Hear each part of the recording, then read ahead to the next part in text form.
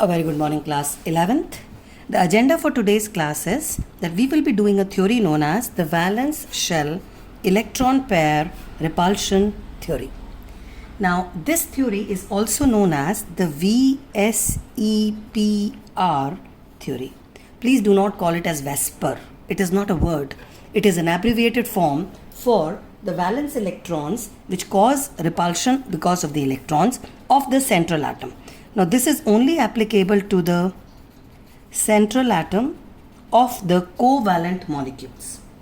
So, the agenda for this particular theory is that it helps us to decide about the shapes of covalent molecules. Shapes of the covalent molecules is decided by the valence shell electron pair repulsion theory. Now, the main points are, the first, how do you go about it? The step one is you need to identify the central atom in the molecule. Now, the central atom is generally one of them. For example, if I say I have a compound, let's say I have AX3. It is clear the one which is central atom will be A because X are more than one. So, the atom which is single is the one which is to be placed at the center, and we call it the central atom. The second step is you need to count the electron pairs which are around it. Now, in the category of electron pairs, it could be bond pairs, it could be lone pairs. You need to count them all. Bond pair refers to the bonded pair of electrons, while the lone pair refers to the non-bonded pair of electrons. Under the bond pair category, it could be a single bond, it could be a double bond, it could be a triple bond. But please count them as a single identity. Even if you have a single or a double or a triple bond between two atoms, you will count them as a single entity. In fact, the double and the triple bond are also called as a single super bond pair. Fine. Now, this is the first part of the video. This is from unit number 4. Chemical bonding and molecular shapes, and this is an important topic which goes to class 12th for all molecules which are covalent in nature. So, when we talk about valence shell electron pair theory, you first need to identify the central atom, then you count the lone pairs. In this video, that is the part 1 video, I will only be taking into account the bonded pair of electrons. We will not take them in this first video. In the second video, we will include molecules which have the lone pair on them. Is that fine? Now, what is the agenda of the VSEPR theory? The agenda is you need to place all the electron pairs. Now, whether they are bond pair or lone pair, you will place them around the central atom in a way that they are maximum apart. Please don't place them together. They need to be placed in a way that they are maximum apart from each other because they are electron pairs. Electron pairs means they are negative in charge. So, since they are negative in charge, they tend to repel each other. So, if you are placing them maximum apart, then the repulsion is going to be minimum, and that will lead to a higher stability. So, that's the agenda. Now, since I am not taking the lone pairs in this particular video, so I am not giving you the next important rule of this theory. So, right now we will only be talking about the molecules which are covalent, which have only bond pairs. Lone pair wale molecule will be done in the next video, the part 2 of it. Fine. So, let's move on with the category of the molecules. Of the first category is that I have a category where the molecule is of the type AB2. Means there is one central atom and there are two other atoms which are bonded to it. For example, under this category we can keep it as BeF2 or we can have it as CO2. Now, talking about BeF2, the central atom is beryllium. How many valence electrons does beryllium have? 2 electrons. And it is the first member of group number 2, so it tends to form only covalent compounds, does not form ionic compounds according to the anomalous behavior. If you have doubts on it, please watch the video on anomalous behavior. Fine. So, 2 electrons and both of them are used with fluorine. So, your beryllium has to form 2 bonds, and the advice is place one bond here and the other bond here. What do I gain? I gain the bond angle of 180, which is the maximum bond angle, which will lead to stability of the molecule. That was the agenda. So we say this molecule has a geometry which is linear and the bond angle is 180 degrees. Is that okay? So the shape and the geometry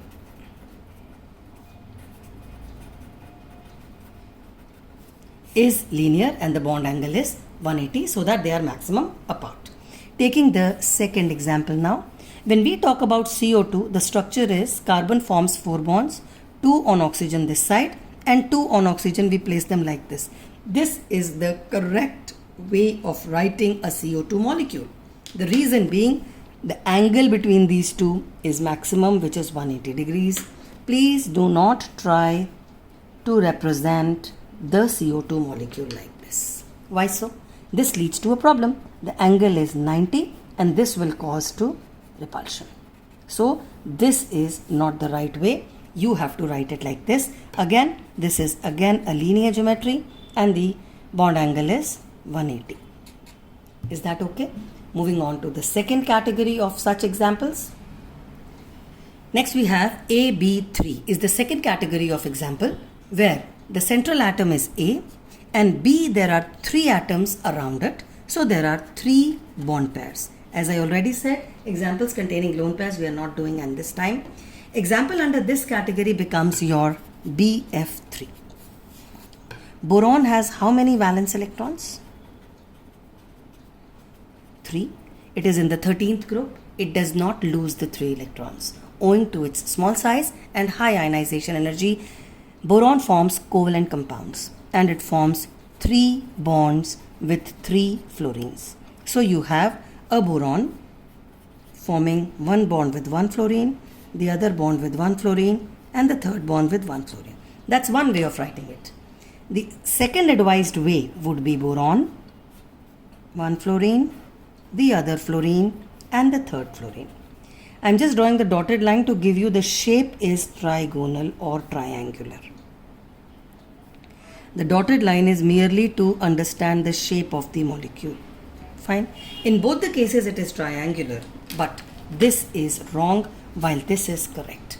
The reason is in this case all angles are 120 and that is a larger angle. While in this case you have 90, you have 90 and you have 180. So these 90 degrees cause repulsion. Hence, we do not advise that you draw it like this. It should be drawn like this and we call this shape to be trigonal planar. The shape or the geometry, both of them are trigonal planar and the bond angle is 120. Is that fine? Moving on to the next example, which is AB4. There are 4 bond pairs around the central atom A. So if we have 4 bond pairs around the central atom A, this could be of the type CH4, silicon tetrachloride, silicon tetrafluoride, CCl4. All these fall under this category. There are 4 bond pairs and there are no lone pairs. Okay, we are doing those examples now. Now when I have this particular example, let me try to explain. I have got the central atom is carbon. It has got 4 valence electrons and it forms 4 bonds. So you have 4 bond pairs around the carbon. Now the way to represent could be carbon, one hydrogen, another hydrogen, the third hydrogen and the fourth hydrogen. Now this is a square planar geometry or shape, but the problem lies in the bond angles. The bond angles are only 90. Now 90 will cause repulsion. So this geometry is not acceptable because we are restricting the angle to 90, which will lead to a problem. So what is advised is, let me take you to a 3-dimensional geometry. Let this be the carbon atom and these are the 4 hydrogen atoms which I would be bonding to this particular carbon. Now how do you go about it? The way to go about it is that you put these 4 hydrogens around the carbon in this way. You take it into a three-dimensional geometry. Can you see this? Apart from this, there's one more. This one more would be placed at the top. Fine. So this is how the geometry looks like. This geometry where you have this kind of a thing where there's a carbon in the center and there are 4 hydrogens around it. This geometry is known as the tetrahedral geometry. In this geometry, all the angles, that is your angle from here to here is 109.5, your angle from here to here is 109.5. This is a 3-dimensional geometry which we are talking about. So you place them like this. Now how do I draw this? Tetrahedral is the name of the geometry. How do I draw this on piece of paper? Have a look. The way to draw it is carbon, hydrogen. Try to make them slightly down. 2 hydrogens here and 1 hydrogen here. Now these 3 you can draw a triangle to show that these are in the plane. Your carbon is in the center and this is the second part of the geometry. This is how we are going to represent the methane molecule where each angle is 109.5. Each angle is 109.5. Is that okay? This is known as the tetrahedral geometry with a bond angle of 109.5 is the bond angle whenever you have 4 bond pairs. Is that okay? Now this geometry is applicable for whether it is CCl4, it is silicon tetrafluoride, it is silicon tetrachloride. I'll just draw one of them again. Let me draw a silicon. You can place it anyway. In all the shapes it will have the same geometry. You can place it any way that you want and it results in the same kind of a geometry. Fine. So if you are asked for silicon tetrafluoride, you draw a silicon 1, 2 and 3. These are the 3 fluorines. Show them by means of a dotted line. And you have another fluorine which is on top. And the dotted line to show the geometry of the molecule. Okay? And the angle is 109.5. So this was the category of 4 bond pairs. Moving on to AB5. In an AB5, your central atom is A and it has got 5 valence electrons. Can you think of an atom which has 5 valence electrons? Can anybody think of it? Yes. You have nitrogen, it could be phosphorus, it could be arsenic, or it could be antimony. All these are from group number 15. Okay. The second important condition is it should form 5 bond pairs. That means there should be 5 bonds. Now when I say 5 bonds, means I need 5 orbitals to form the bonds. Yani 1s, I will use the 3p, that means 4 done, and one I would need is d. That is the reason you cannot have nitrogen in this category, because in nitrogen there is absence of d orbital. So under this category, you can only have these 3 from group number 15. Nitrogen does not fall in the category because nitrogen does not have a d orbital. It is the first member of group 15 and these elements do not have a d orbital. They can maximum form 4 bonds. This point can be re-drilled up when you go through the video on anomalous behavior of the first member. So under this category, let me take the example of PF5. That is one example. It could be PCl5. It could be arsenic Cl5. It could be antimony F5. Fine. In all of them, the central atom, let's say in this case, I have taken phosphorus. It has 5 electrons and there are 5 bond pairs. Fine. Now under these situations, how do you adjust the 5 bonds around the central atom? Now when it was 4, we had done a tetrahedron. Now in case of 5, what we do is, we have a triangular plane. I place the phosphorus here. The 3 fluorines are kept here. So the angle is 120. I still have 2 more fluorines to keep. So I have 1 bond above and 1 bond below. This is how you represent the geometry when you have 5 bonds in all. 3 in the plane of this yellow paper. 3 fluorines will be here. 1 will be on top and 1 would be at the bottom. This geometry on paper I would just represent, but you should understand that these angles are 120 while this top to the plane angle is 90. Fine. These two positions of top and bottom positions are called as the axial positions, while these three positions on this triangular plane are called as the equatorial positions. Fine. I'll just draw this diagram on the piece of paper. This three-dimensional diagram, I'll be drawing it on this sheet of paper for better understanding. Fine. Also pay attention. I have deliberately made these bonds longer. These three are shorter bonds, while these two above and below the bonds are longer. I'll just explain this. Now, if I talk about PF5, this is your phosphorus. This is one fluorine. This is the second fluorine. This is the third fluorine. And they are in a trigonal planar geometry. The bond angle is 120 degrees. Fine. Now there's another bond. Another bond is on top and you have another bond here. I am deliberately making them longer. I'll just explain it in a minute. This is one fluorine and this is the other fluorine. Fine. Now these two fluorines are said to be at the axial positions and their angle is 90. While these fluorines 1, 2 and 3 are called as the equatorial positions. Equatorial positions are at an angle of 120, while the axial positions are at an angle of 90. I hope you understand. Because they are at a 90 angle, this electron pair will face more repulsion. Because the angle is small, so it will face more repulsion from these three fluorines on the equatorial side. Now to reduce the repulsion, these fluorines move away. Because they move away, they reduce their repulsion. So we say that the axial bonds are longer to reduce the repulsion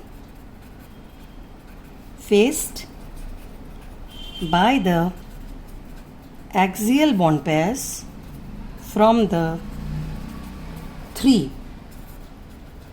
equatorial bond pairs. So these two bonds are longer. This is the commonly asked question whenever we talk about the VSEPR theory, that why are in this particular structure the two bonds are longer. All bonds are not of the similar bond length. This geometry or the shape is called as trigonal bipyramidal. Why trigonal bipyramidal? This is the trigonal and there is one pyramid on top and one pyramid below. These are the two pyramidal shapes. Trigonal is this shape and this is the pyramids. So trigonal bipyramidal, two pyramidals, and the bond angles are of two types. Three angles are of 120 and two are on this side of 90, and the 90 angle geometries are longer bonds. You can be asked to draw for any of them. Just do it according to this. Is that fine? Moving further, we have AB6. Now in case of AB6, A stands for your central atom, which should have 6 valence electrons. Now think of an atom which has 6 valence electrons. The answer can be oxygen, can be sulfur, can be selenium, can be tellurium. These are the group 16 members or the chalcogen members. Now when I am talking about 6 bond pairs, means it has to form 6 bonds. Now for that reason, oxygen cannot be included, because oxygen can maximum form 4 bonds owing to the presence of only s and the p orbitals. So under this category, your central atom can only be these 3. I will be just taking one example, that is SF6. Under this SF6, you have a central atom of sulfur and you have to arrange 6 fluorines. Now if I arrange the fluorines like this, 1, 2, 3, 4, 5 and 6, like a regular hexagon. If I do it like this and say that the geometry is regular hexagon, what is the pain point? The pain point is this angle. What will this angle be? How many angles are there? 1, 2, 3, 4, 5, 6. That is, the total angle is 360 divided by 6. That will make it how much? 60 degrees. So 60 degrees angle will cause a lot of repulsion. That is why this geometry is not acceptable. The geometry that is acceptable is where you have sulfur at the center of a square shape. This is your sulfur. Your fluorines are 1, 2, 3, 4, which means this angle is 90. All are at 90. Plus you have two more fluorines to adjust, and these two fluorines are above and below this plane.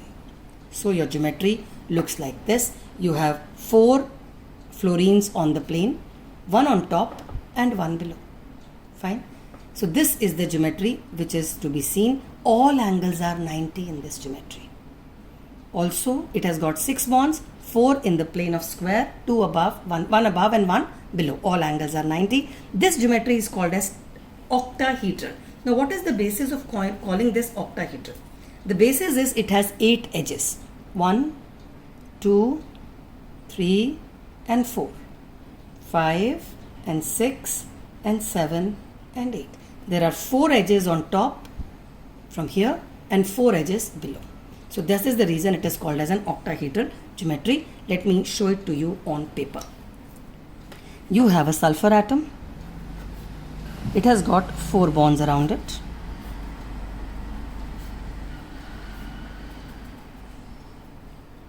One above and one below. All the 6 fluorines are to be placed. In this geometry, all bond lengths and all bond angles are 90. The reason is that in this geometry, since all bond lengths and bond angles will be same because your bond angles are 90, bond lengths will be same because all angles are 90. There is no position where there is excessive repulsion. So this is called as an octahedral geometry with 8 edges. Let me draw the edges. 1, 2, 3, 4, 5, 6, 7 and 8. Please do not draw it like this. Don't show the octahedral edges. Unnecessary, it will result in a mess. I would advise you just draw the 4 corners of a square. Mention the fluorines on the corner. Mentioning the angle to be 90. One on top and one below. That is how you represent the octahedral geometry. So whether it is SEF6 or it is TEF6, all would have a similar way of writing. Fine. Moving on to the last category where there are only bond pairs. This is your central atom with 7 electrons in the valence shell. Now, which are the atoms with 7 electrons in the valence shell? That is your group number 17. So these can be fluorine, chlorine, bromine and iodine. But as I already said, fluorine cannot form bond more than 4. So fluorine does not fall in this category. You have these 3 of them. Out of which it is this which is majorly under this category owing to its large size. It is able to adjust 7 atoms around it. The best example for this category is IF7. In case of IF7, I is your central atom. There are 7 bonds, so you have 7 bond pairs. Now when we talk about a geometry, how does this geometry look like? The geometry looks like this. What is it? You have a plane in which you have 5 bonds. 1, 2, 3, 4 and 5. One is on top and one is below. So you have 5 bonds in a plane, one on top and one below. And this is the geometry which is called as pentagonal bipyramidal. So IF7 has a pentagonal bipyramidal geometry whenever you have to adjust 7 electron pairs. So since we have to adjust 7 electron pairs, the geometry is your I is here and it forms 5 bonds. 1, 2, 3, 4 and 5. The 5 bonds are with 5 fluorines.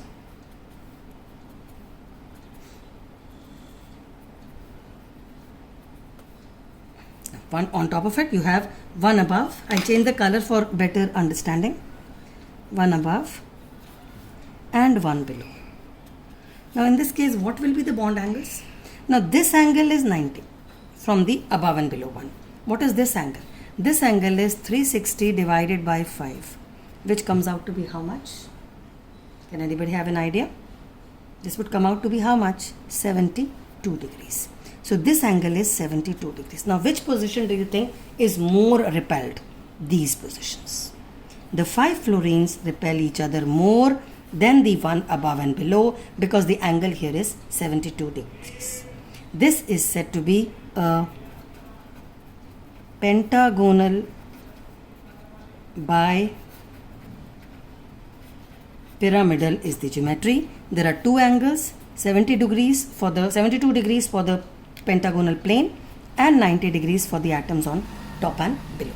So this is your last category of AB7. Now in the next video, we will be doing the VSEPR theory for covalent molecules with lone pairs.